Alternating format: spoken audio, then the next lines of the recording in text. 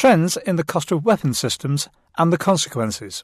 A 43-minute presentation held in the Joint Services Command and Staff College, Shrivenham, on the 19th of February 2009. The speaker is Professor David Kirkpatrick. Let me say first of all that what I shall be talking about are my own views, do not necessarily represent those of the Ministry of Defence or any of my other employers. I'm going to talk about trends in the cost of weapons systems.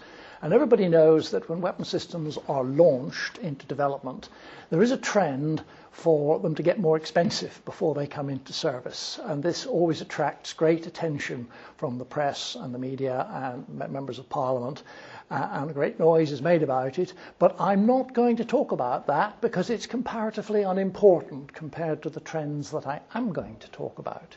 What I'm going to talk about is the trend for defence equipment to get more expensive between successive generations. I'm going to talk about the demand for effective weapon systems, present you with a rationale for this growth in the unit cost of weapon systems between successive generations. I'll present some examples of the time trend in a unit production cost. I'll then move on to talk a little bit about fixed and variable costs, and then think about the consequences for the UK and for other nations. Now, you're military people, so I don't have to emphasise this. Better weapons win. Victory goes with marginal differences in the weaponry deployed by the opposing forces. Occasionally, better equipped forces can lose. Bad leadership, bad luck, adverse weather, all sorts of things can happen. And there have been periods when military technology has been stagnant, everybody's had more or less the same weaponry, and victory has gone to the nations which are either most numerous or have the most inspired leaders. Voltaire said God is on the side of the big battalions, and Clausewitz's work virtually ignores weaponry. He assumed it was the same and concentrated on leadership and strategy and all that other stuff.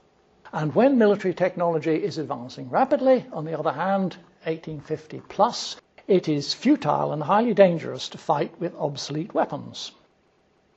And I've given a few examples there from infantry firearms, main battle tanks, battleships and aircraft to show just how rapidly quality has improved from one generation to the next. And poorly armed forces can inflict very little damage on the enemy and suffer severely in the process. The classic example of this came in 1914 when Admiral Trowbridge, with 4 Royal Navy armoured cruisers, declined to engage one German armoured cruiser, which was a few years younger and a few years more modern. He decided that it would not be a good thing for him to do, and indeed he was exonerated by the Court of Inquiry, which was held to investigate his conduct. He never again commanded, but the consensus within the Navy was that he hadn't made a gross mistake. He hadn't been guilty of gross misconduct. So weapons improve very rapidly. It is highly dangerous to go into battle with weaker ones. And I'll give a few examples of this. This left-hand side is the ratio of the loser's losses to the winner's losses. I talked about this period from 1700 to 1850 when weapons were more or less the same, and in this early period in land battles the loss ratio was rarely greater than 2. There were exceptional cases where one force was surprised or was trapped against a river unable to retreat, where the loss ratio was higher, but the vast majority of cases in the period of Marlborough, period of Napoleon and so forth, the loss ratio was less than 2. Once you get past the 1850 point and people start innovating in weaponry, then the ratio goes up, up and up. That's not to say that the ratio cannot be in this area if the forces are more or less equally armed. But if the forces are armed differently, then the badly armed side can suffer heavy losses. This top one is Iraq 1991. This is Omdurman and Rorke's Drift. Since I drew the slide, I've dug out a few examples from the war in Vietnam, from Khe Sanh and the Tet Offensive, which are sort of 20 to 1 and 10 to 1. You can get numbers high up in this area if the weaponry is disparate. So to avoid that sort of dangerous inferiority, obsolete weapons have to be replaced to maintain adequate effectiveness against hostile nations. And replacement rates vary. There are situations where you literally can't get any improvement because the technology is not there. There are situations where, although the technology is there, it doesn't confer extra military effectiveness. For example, infantry firearms improved very rapidly through the 19th century, but once you got to the Lee Enfield, you could hit anything that you could see and you could fire as rapidly as you could aim. So there was for a long period where the 303 Lee Enfield was the standard weapon and nothing much changed. And there's the case of the level of the threat. If the threat is severe, replacement rates tend to be higher, much higher in wartime than in peacetime. And of course, everything is constrained by financial resources. Successive generations of weapons in a particular class, in the period we're speaking of, the modern age, since 1850, have successively higher performance and a successively higher cost. And there are people who will blame this on gold-plated designs from the service staff, or indeed rapacious defence contractors. And what I'm going to try to persuade you is that the growth in unit production cost is a rational response to military rivalry and technological advances. Now, a nation can select its new equipment from a range of designs with different cost and different effectiveness. And I've tried to draw this on an upper graph.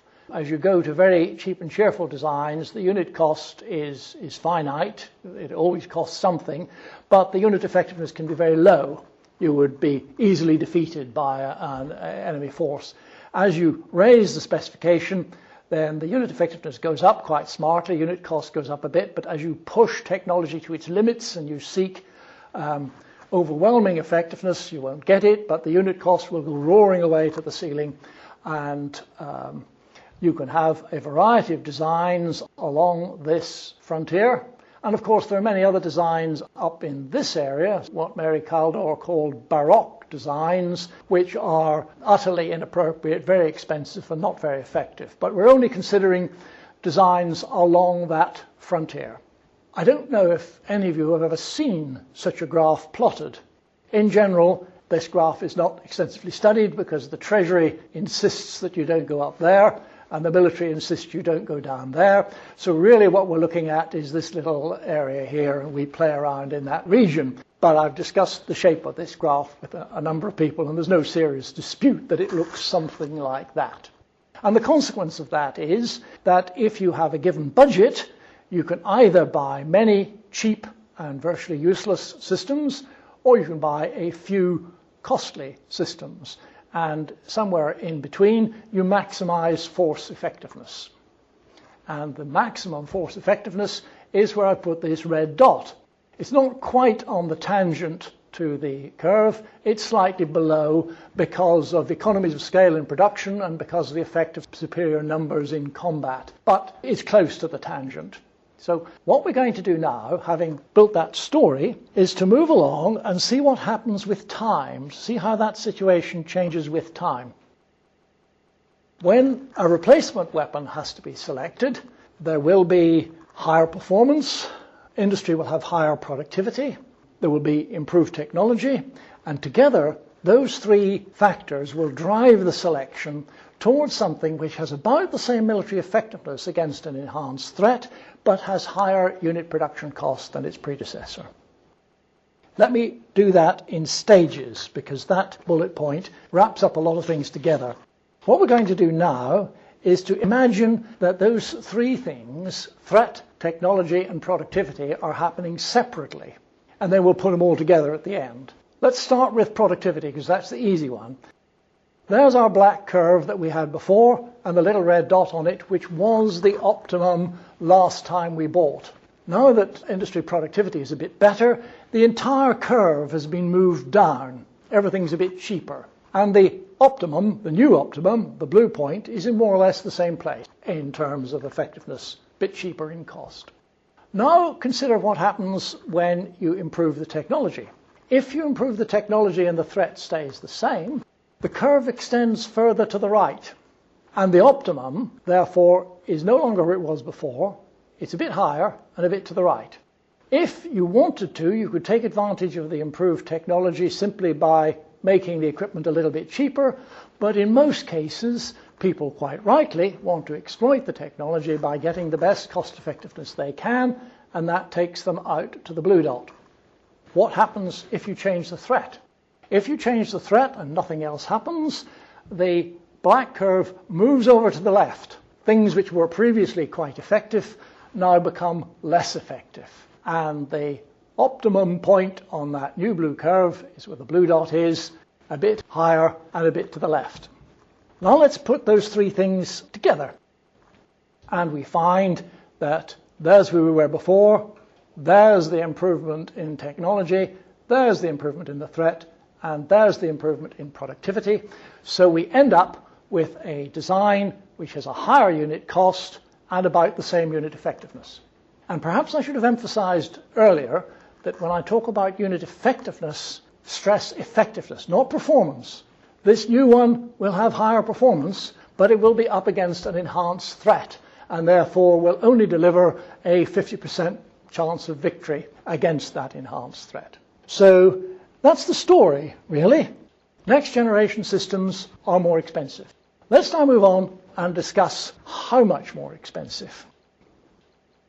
And I'm going to be talking in terms of unit production cost. Unit production cost is not an ideal indicator of overall cost. In this through-life approach, through-life capability management, we should be really talking about through-life. The attraction of unit production cost is that it is a number which is largely available, and it's also a number which is closely representative of through-life cost. If the unit production cost is high, then the cost of the spares is high, the cost of the simulators is high, the cost of development tends to be high, everything else tends to rise with unit production cost, though not necessarily in quite the same way for all types of weapon systems. So there's a limitation on this. We're focusing on unit production cost. The conclusions are still valid, but it would be better if some of you younger people would extend the analysis by looking at through-life costs as well. It's known that increases in unit production cost have affected many classes of weapon systems and affected all nations. It's not just a UK problem. And those unit production cost growth far exceeds the growth in national income and hence in defence budgets.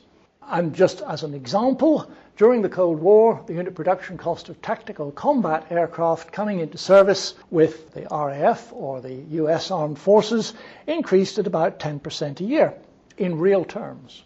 Now, those of you who can do 10% a year in real terms in your heads will be able to work out that going from one generation to the next, 25 years maybe, that means an order of magnitude, a factor of 10 on the real cost of the weapon system. And that has a big, big impact on defence budgets, on the organisation of defence forces. And there's ample evidence of this, studies on both sides of the Atlantic. Norman Augustine set it off. There's an Augustine's law which suggests that by 2054 the US will be able to afford one combat aircraft. The Navy will use it on Mondays, Wednesdays and Fridays. The Air Force will get to use it on Tuesdays, Thursdays and Saturdays, and the Marine Corps will get to use it on Sundays. And there I've got, just as one of many examples you could find, this is tactical combat aircraft coming into service with the RAF, plotted against date of entry into service, and you can see that there's a fairly steep upward trend. Up here we have the Typhoon, which costs have been classified as commercially sensitive for the past 4 years. I suspect the true cost is probably way up here somewhere. And this one is slightly anomalous. It's the F-22 Raptor, which the RAF is not planning to buy, as far as I know. But if it did, it would be way up there or a bit higher still. I should emphasize that these are all first front-rank aircraft. It's possible to buy trainers and stuff, which would be down here, second-rank aircraft. Or aircraft like the F-16, which are part of the high-low mix, could also be down here. What I'm looking at is the front rank elite combat aircraft, which actually determine the results of the struggle for air superiority and settle the conflict. So we're slightly restrictive. That's the front rank combat aircraft. Now, I'll just mention as well that this isn't just aircraft. 5 to 10% a year is a good band within which most weapon systems fall. Mature weapon systems like rifles and machine guns tend to grow more slowly. Things like airborne early warning aircraft, anti-submarine helicopters and stuff tend to go rather more rapidly. And if you go in for new configurations like air-to-ground ordnance, smart weaponry, cruise missiles and stuff, the cost growth is even more rapid. It's general. It happens across the board. It also endures. The growth of the cost of battleships, capital ships, let's say, has continued from 1860 to 1980. As you go from battleships to carriers with embarked air wings, the cost barely blips. As far as battleships are concerned, there was a short pause following the Washington Treaty in 1922, which limited the size that battleships were allowed to be. But once the arms race for World War II started, much larger battleships came into service and their cost jumped right back onto the trend. So the Iowas, for example, the Iowa class that the US Navy introduced in the early 40s comes right back on trend, and the trend has been continued by aircraft carriers ever since. And it is not just a modern problem. Exactly the same phenomena have been observed in earlier times. In the medieval period, going into a melee, it was most important to have the biggest and the strongest horse. Well, not necessarily the biggest and the strongest horse, but a bigger and stronger horse than the other guy. And if you were going to live in a castle and have all your treasure and your family in it, it was very important that the castle should be as strong as possible. So the costs of war horses and castles boomed during the medieval period, stopped booming when those particular weapon systems ceased to be particularly important. So the growth is general, it endures for a long time, and it's always affected the key elements of military power. I'm very often asked at this point, why is it that weapon costs keep roaring up in price, as they do, but the costs of other equipment, like television sets and so forth, plummet? And this slide is an attempt to get across to you that there are three classes of goods. There are consumer goods, which cost tends to fall because of improved productivity and application of technology. Cars get cheaper, television sets get cheaper, air transport gets cheaper. There are goods which are in limited supply, like works of art, old masters, land. I have it on good authority that the supply of land is limited because they're not making it anymore. And that tends to rise a bit faster than inflation. Then there are the cost of tournament goods. And tournament goods are things, or indeed people, that people or organizations buy to compete against each other for large cash prizes, or prizes of large importance.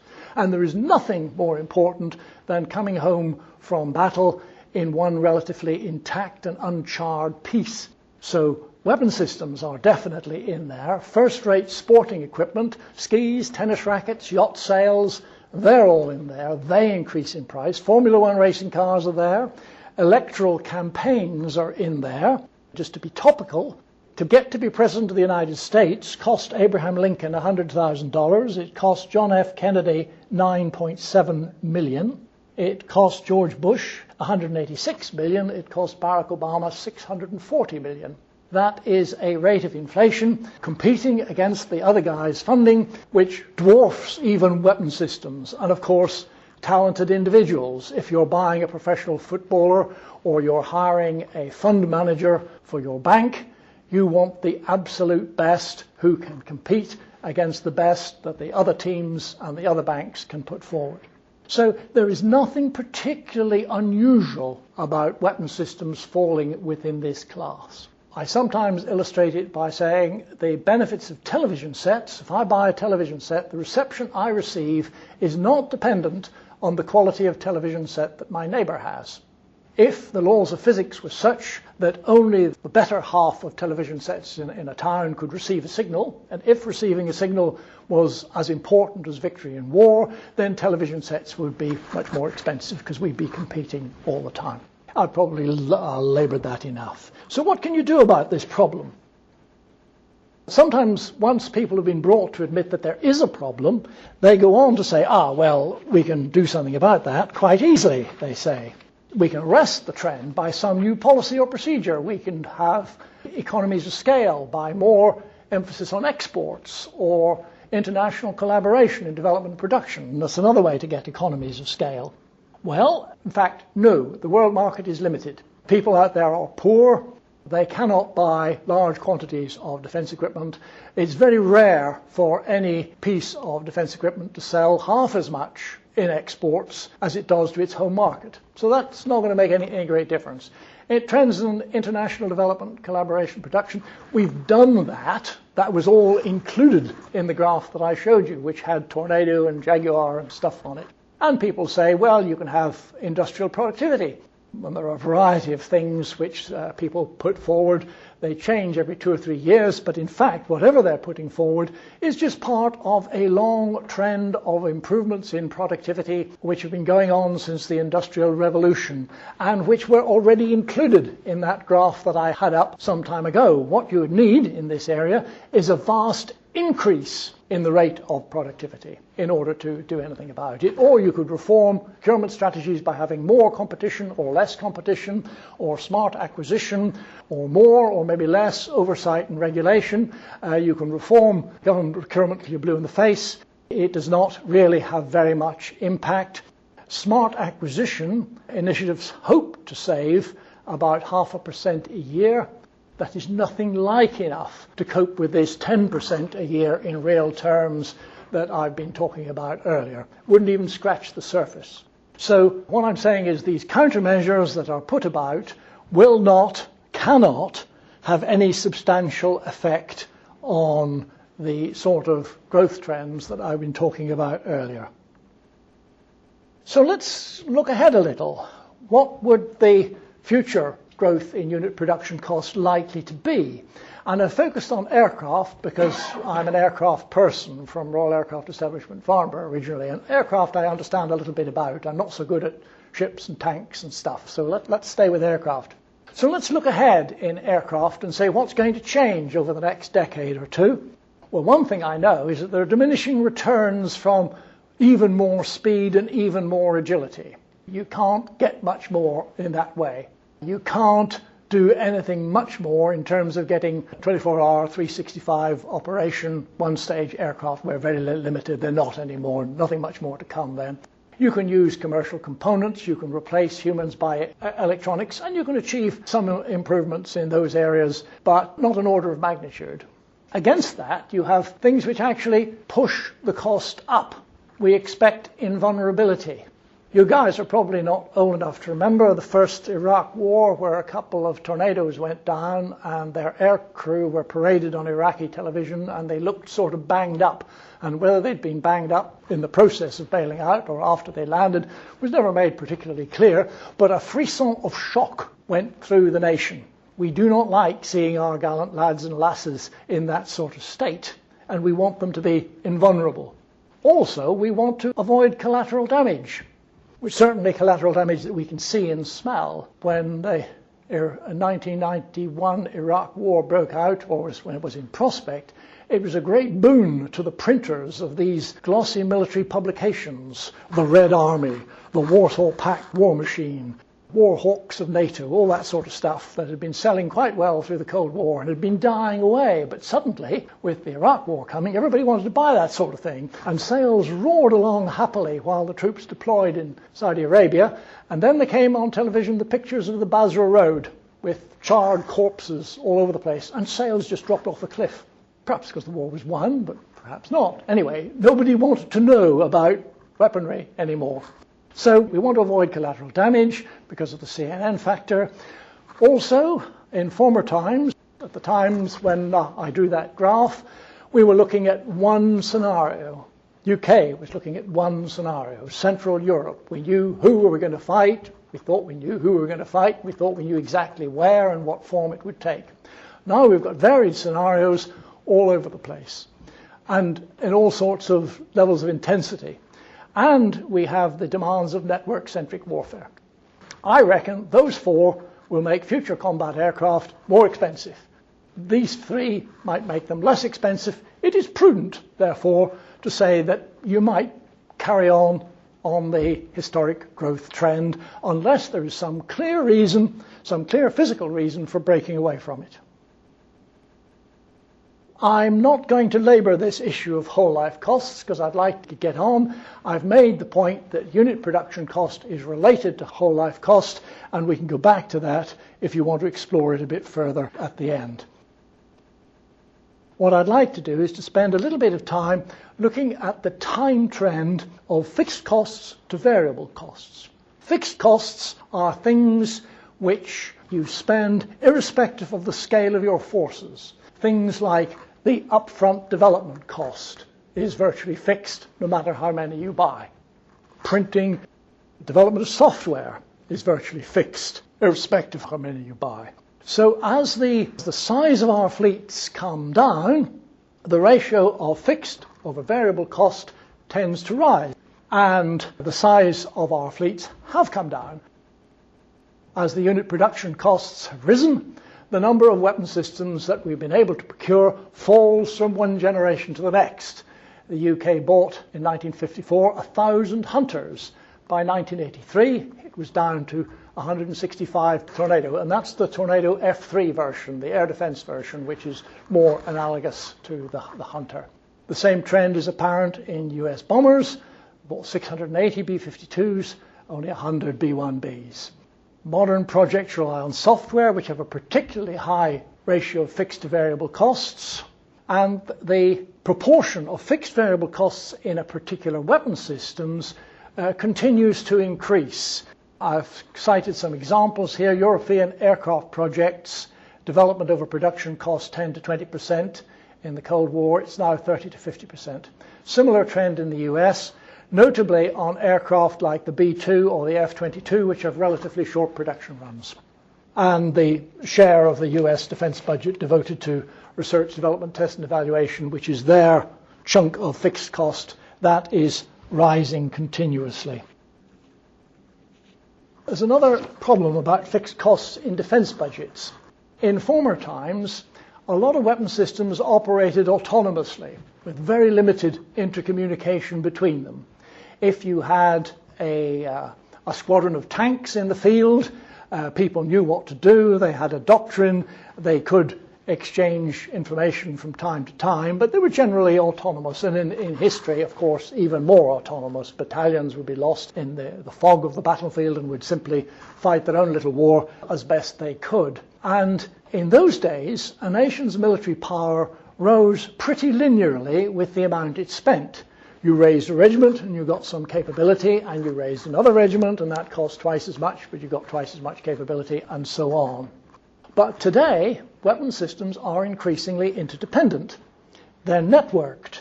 They're directed by an electronic network incorporating sensors, communication, and control. And in order to get the advantages of that network, you've got to invest up front in communication systems with appropriate security, in surveillance, reconnaissance, intelligence, all that sort of thing. And in future conventional warfare, there seems to be a prospect of increasing returns to scale in military expenditure. This is very schematic. I don't know that anybody has calculated this precisely, and if they have, it's classified. If you simply buy weapons only, then capability rises with expenditure. If you provide a network, you get virtually no capability but a lot of expenditure early on, and you then have a pretty steep graph as you add in the weapons linked by a network with all the advantages that that brings. And the comparison of the slope of these two lines is not something you need to get too hung up about. The green one is clearly steeper A Pentagon publication, which I have no means of checking out, suggested a factor of 10 to 1, but even if you suggested 5 to 1 or 3 to 1, the message would come across in more or less the same way. There are big returns to scale. The guys that can afford the upfront cost can do extremely well. And if I go back one, I'll make the point that I've been talking largely about conventional warfare, interstate warfare. But the same thing, the same considerations apply in unconventional warfare. Superiority in communications and intelligence and stuff makes just as much difference in asymmetric unconventional warfare as it does in conventional. It's not necessarily the same things that are important. It's not necessarily the quality of the armor on your main battle tanks that matters. It may be the ability to detect an improvised explosive device or something of that kind, but superiority in whatever technologies are critical for the type of warfare you're engaged in remains important. I'm told that the Colombian drug lords replace their radio communication systems twice as often as the US Marine Corps. They know it is important, they are not short of money, so they replace these things quite frequently to keep a continuous advantage over the law enforcement agencies. So what are the consequences for the UK and the other nations of these trends which we've been talking about? Increasing unit production cost. As the growth in unit production cost is greater than gross national product, nations can no longer afford the latest and best systems. And they've got various options. They can buy second-rate weapon systems, which I would not recommend. Tends to be a sure guarantee of bloody defeat. Buying rubbish and putting it up against people who are well equipped is virtually criminal. They can buy smaller fleets, and that's what most people have been doing. But there comes a point where, as the size of your fleet decreases, you get diseconomies of scale. I'm not quite sure where they click in, but not many NATO forces have got fewer tanks than 100. Not many NATO forces have fewer aircraft of a particular type than 20. So at some point, you're having such large fixed costs of spares holding and training and all that sort of stuff that it simply does not make sense to have tiny, titchy little forces. And furthermore, they're vulnerable. They're vulnerable to accidents or preemptive attack. If you've only got one or two of something, then it is a natural target for the enemy to take it out. Or you can withdraw. You can simply say, we are no longer going to procure one or more classes of aircraft, or we are going to withdraw from one or more military roles, and that leaves more money available for the others. New Zealand, for example, has decided that it is no longer going to be in the manned aircraft business. It's going to continue to have an army and a navy, but no manned combat aircraft. It's going to do without them because it cannot afford it. Or the other thing you could do is to develop new weapon systems, have perhaps produced just enough for training purposes, but not have a major program until a threat arises somewhere, and then you suddenly say produce and expand your forces accordingly. And this has its disadvantages as well. It may be hard to keep the industrial capability in place. The rate at which you can surge production may be less than the build-up of the threat. If it depends on politicians making decisions, it almost certainly will be. So that is not an easy answer to the problem either. Responses to higher fixed cost, which I've talked about, that's higher things like development costs, and we approach that in a rather different way. You slow down the replacement cycle. You engage in projects less frequently.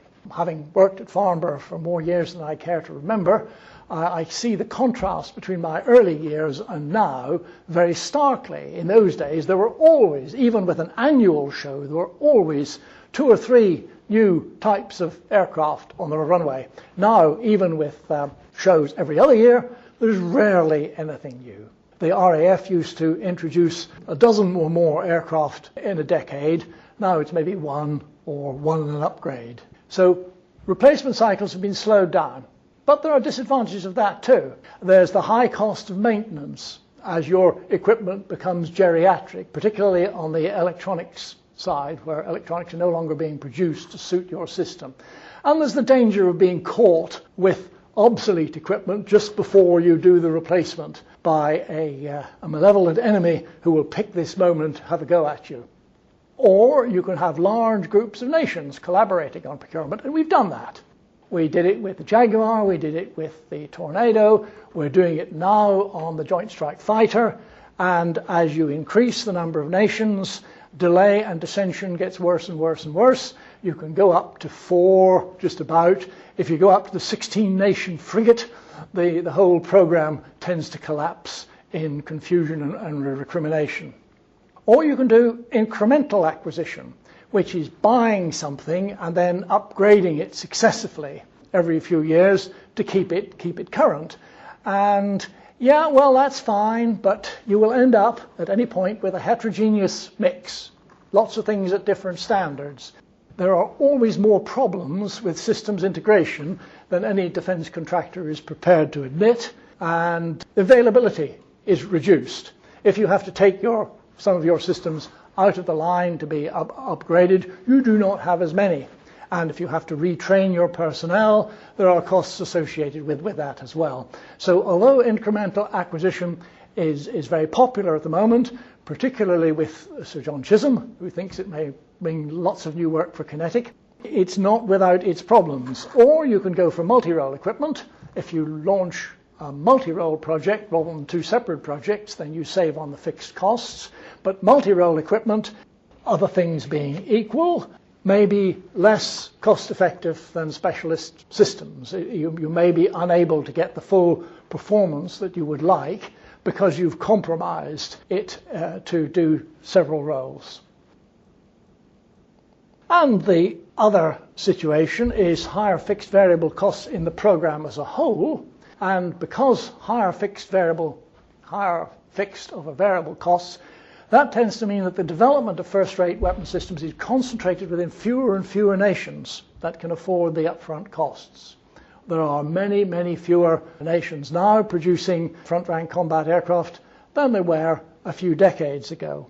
And within those nations, design and production work tends to be concentrated within a few contractors. And only the rich nations, only large, rich nations can afford networks, and the forces of the smaller and poorer nations are increasingly outclassed, more so than they were some decades ago. Just to illustrate, that's dates from 2000, but the message is much the same. We have one very large budget, 4 middle-sized budgets, and lots of smaller ones. And these relative budgets between the different nations were different in 1900 and will undoubtedly be different in 2100. I think we might find that the United States dominance is a bit reduced in 2100. But the point I wanted to make is that these trends in unit costs that we've been talking about tend to impact first on nations which have relatively small budgets, like New Zealand. They feel the pain before larger nations like us, and well before even larger nations like the US. So what are the alternative policies that smaller nations like us might adopt? Well, we might go for a variety of things. I mean, we might opt out of first-rank weapons altogether. We might go for what I've called the Icelandic option and just have an internal gendarmerie. We might go for the Irish option, which doesn't have any really good front-rank weapons, but simply provides peacekeeping forces around the world. Or we might go for independence. We might have a limited range of front-rank, first-rate weapons designed for a specific role, and this I call the Swiss option. The Swiss are extremely good at defense of a mountainous region. If you ask them to do anything else, they would not find it possible. But defense of a mountainous region, they are supreme. And their reputation is such that they've been left alone for decades and decades and decades. So that is an option. Or you can ally yourself with a larger power. And in the old days, a century ago, that simply meant coming up on the left of the French at Maubeuge and Mons and so forth. Nowadays, it involves a lot more. In this networked post-revolutionary military affairs world, it means common weapon systems, common training, common doctrine. Otherwise, you cannot operate in the same battle space safely and economically. Or you can ally yourself with other similar powers. And if you do this, you can in principle say, well, you bring the pretzels, I'll bring the beer, you provide the Navy, I'll provide the Air Force. We will assemble joint task forces from our different national contingents whenever something needs to be done.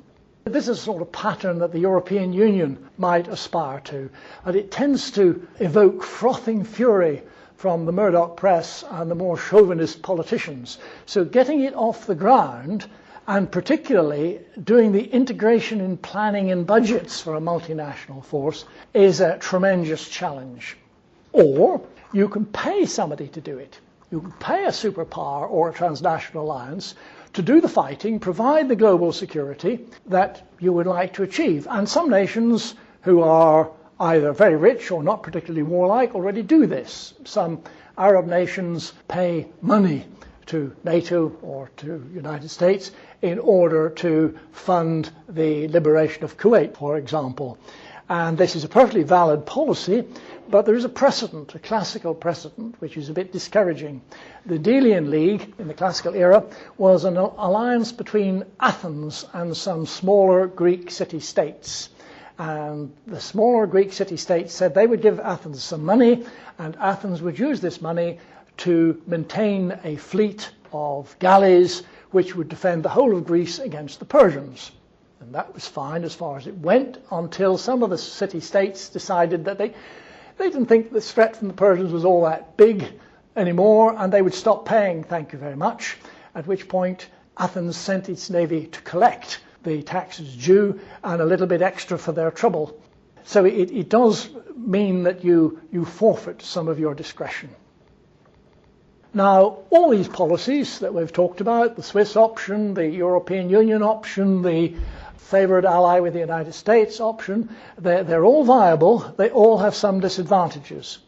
Most of us small and medium-sized guys would like to go on doing stuff as we've always done it. We don't want to do any major realignment of our defence policies. We don't want to do any major shake-up of our procurement. We don't want to do any major shake-up of our foreign policies. But I'm sorry, these trends that I've been talking about are going to make some sort of change inevitable. We cannot have national forces deploying the latest and best technology and sustaining a national independent defence and security policy with our resources. Bigger nations are able to do that. Potentially bigger nations will be able to do that. This is not a problem for nations like the US, for Japan, potentially for China, India, Brazil, but it is certainly a problem for us, and I've been delighted to be able to share it with you. Please note that any views expressed in this presentation are entirely and solely those of the speaker and do not necessarily reflect the official thinking and policy of their organisation, Her Majesty's Government, or the Ministry of Defence.